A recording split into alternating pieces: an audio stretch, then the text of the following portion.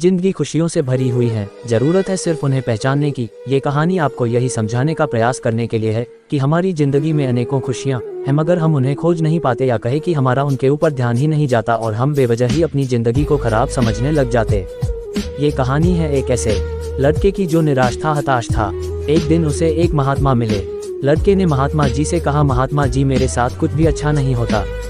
जो भी मैं सोचता हूँ सब कुछ उससे उल्टा होता है। मेरी नौकरी करता हूँ। मैं पहले सोचता था कि जब नौकरी लग जाएगी तो अपने पिताजी को एक अच्छी गाड़ी लेकर दूंगा, लेकिन अब नौकरी तो लग गई, लेकिन इतने पैसे नहीं मिलते कि गाड़ी ले सकूं। सोचा था कि अपने बीवी बच्चों को दूसरे देश में घुमा कर लेकर आऊंगा, लेकिन वो भी नहीं हो पा रहा है। बस जिंदगी ऐसे ही चलती जा रही है, क्या करूँ, कुछ बताइए। महात्मा जी लड़के को एक फूलों के बगीचे में ले गए जहाँ बहुत ही सुंदर फूल थे।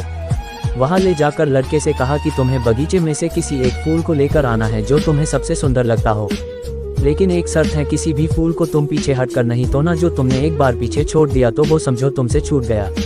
लड़का बगीचे के एक कोने से फूल चुनने के लिए चल दिया। उसे बहुत सुंदर फूल दिखाई दे रहे थे, लेकिन लड़का ये सोचकर आगे बढ़ता गया कि कहीं इस फूल से भी फूल हो तो उसे तोड़कर लाऊंगा। लड़का आगे बढ़ता गया और लड़के ने अभी तक कोई भी फूल नहीं तोड़ा था।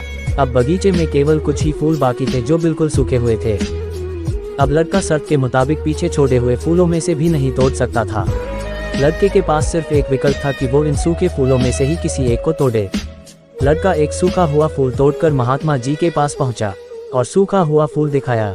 महात्मा जी सूखा हुआ फूल देखकर कहने लगे कि बगीचे में इतने सुंदर फूल थे और तुम एक सूखा हुआ फूल तोड़कर लेकर आए हो। लड़का बोला कि महात्मा जी, बगीचे में मुझे भी बहुत सुंदर फूल मिले थे, लेकिन और अच्छे फूल की चाह में वो सारे सुंदर फूल को मैं पीछे छोड़ता गया। फिर बाद में केवल सूखे हुए फूल ही थे जिनमें से मैं एक फूल लेकर आ गया। महात्मा जी लड़के को बगीचे में ले गए, समझाने लगे कि ये जो बगीचा है वो तुम्हारा जीवन है, जो सुंदर फूल है वो खुशियां हैं, इतने सुंदर फूलों से भरा हुआ है, लेकिन कुछ और बेहतर की चाह में तुम इतनी सुंदर जीवन को भी खुशी से नहीं जी पा रहे हो।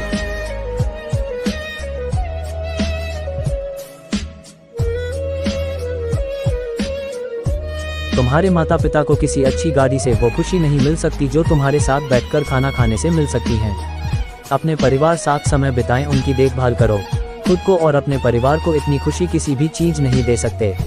इंसान हमेशा और अच्छे के लिए सोचा है, ऐसा सोचना अच्छा भी है, लेकिन और बेहतर की चाह में अपने वर्तमान में छोटी छोटी खुशियों को भी नहीं जी पाता है।